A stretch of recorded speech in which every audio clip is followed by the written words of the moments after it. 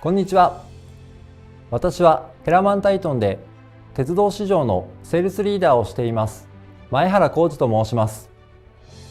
日本では私の他に3名のエキスパートが提案活動を行っており、特に鉄道車両機器メーカーへ提案を強化しております。この仕事で私が大切にしている点は、お客様と緊密に連携をとり、最適なソリューションを提供できるように提案することです。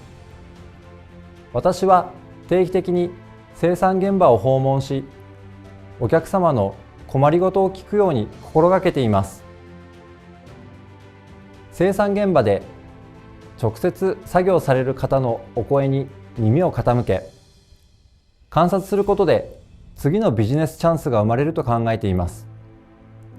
また、ハーネスアッセンブリーを最適化するカスタム部品の開発を行ったり、海外のヘラマンタイトングループの商品を提案したりと、お客様の部材点数削減、作業工数削減に貢献できるような提案を幅広く行っています。私たちヘラマンタイトングループの知識と経験で生産性向上など